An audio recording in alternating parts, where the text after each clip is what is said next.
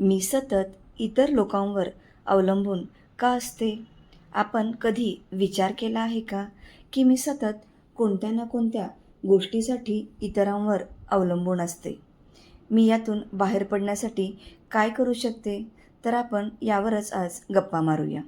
आपण सतत लोक माझा काय विचार करत असतील? मी हे केलं तर त्यांना आवडेल का?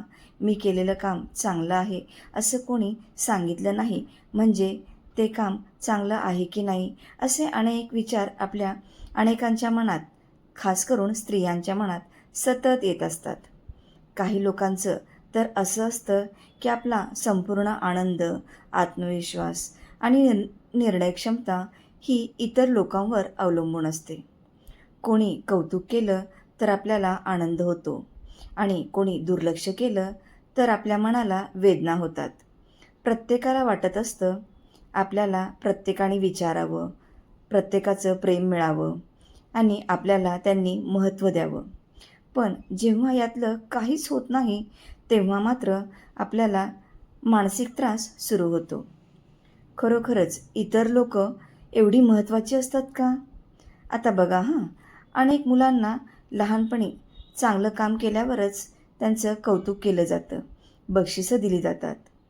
चांगले गुण, चांगलं वागणं किंवा इतरांना खुश ठेवणं अशा गोष्टी आपल्याकडून घडल्या तरच इतरांकडून प्रेम आणि आपुलकी मिळते.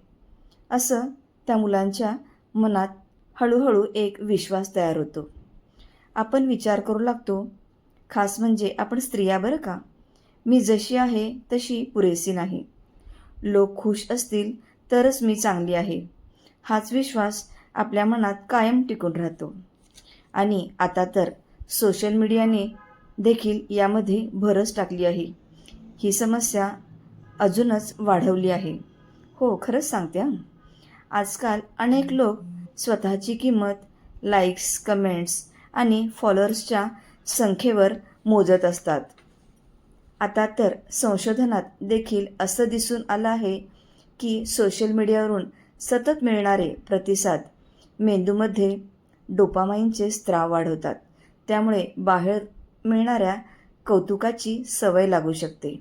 जेव्हा आपल्याला मनाप्रमाणे पुढून प्रतिसाद मिळत नाही, तेव्हा मात्र आपली अस्वस्थता, चिंता किंवा निराशा याला सामोरे जावे लागते. इतरांच्या मान्यतेवर अवलंबून राहताना आपल्यामध्ये काही लक्षणं दिसून येतात बरं का. ती कोणती लक्षणं? तर सतत इतरांना खुश ठेवण्याचा प्रयत्न करणे, कोणालाही नाही म्हणताना अपराधी वाटणे, इतरांच्या टीका सहन न होणे, कोणताही निर्णय घेण्यासाठी इतरांची परवानगी शोधणे, आपण स्वतःच्याच गरजांकडे दुर्लक्ष करणे, स्वतःची तुलना आपण सतत इतरांशी करणे, इतरांकडून कौतुक न मिळाल्यास स्वतःलाच आपण स्त्रिया किंवा कुणीही इतर व्यक्ती कमी समजू लागतात. अशा अनेक गोष्टी तुमच्या माझ्यात असतात. तेव्हा आपण समजायचं की आपण बाहेरच्या लोकांवरच जास्त अवलंबून आहेत, हो की नाही?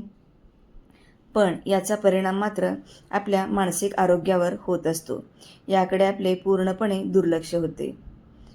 बरं, याचा आपला मानसिक आरोग्यावर काय परिणाम होतो हे माहीत देखील नसते.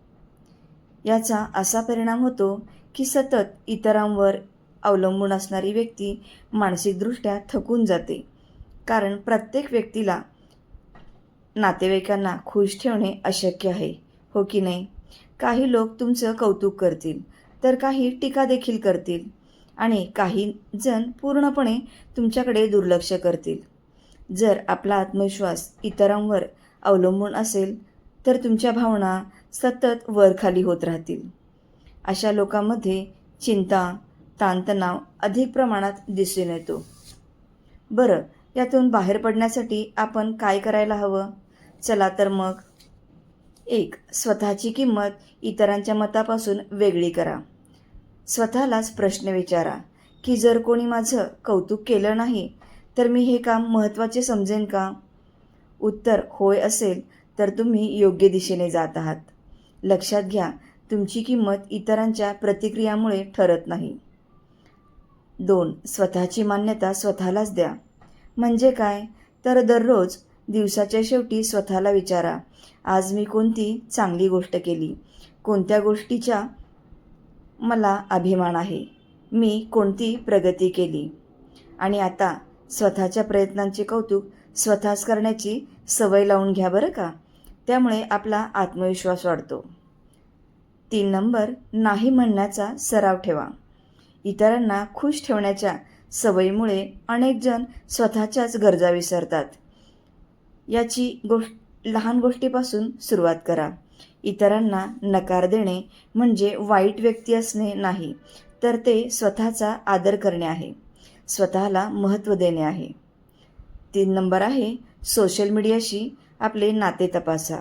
जर तुमचा मूड लाईक्स आणि कमेंट्सवर अवलंबून असेल तर काही काळ सोशल मीडियाचा वापर कमी करून पहा. स्वतःच्या आयुष्याकडे लक्ष द्या, स्वतःच्या आरोग्याकडे लक्ष द्या. एक समजा की तुम्ही 10 लोकांसमोर उभे आहात. त्यातील काही लोक तुम्हाला पसंत करतील तर काही करणार देखील नाही. तुम्ही कितीही प्रयत्न केले तरी आपण सर्वांनाच खुश नाही ठेवू शकत. पण एक व्यक्ती अशी आहे की जिच्यासोबत तुम्हाला आयुष्यभर राहायचं आहे. ती व्यक्ती म्हणजे तुम्ही स्वतः. हो, आपण स्वतः बरं का. म्हणून इतरांच्या मान्यतेपेक्षा स्वतःच्या नजरेत योग्य असणे अधिक महत्त्वाचे आहे. इतरांची मान्यता मिळावी अशी इच्छा असणे हे काही चुकीचं नाही. पण जेव्हा आपला आत्मसन्मान पूर्णपणे आपण इतरांवर अवलंबून ठेवतो तेव्हा मात्र आपण स्वतःपासूनच दूर जाऊ लागतो. आपल्याला शेवटपर्यंत समाधान बाहेरून मिळणाऱ्या कौतुकातून नसते, तर स्वतःचा स्वीकार, स्वतःची जाणीव आणि स्वतःच्या मूल्यावर जगण्यात असते. लोकांची मतं काय बदलत राहतील, कौतुक आणि टीका दोन्हीही होतील.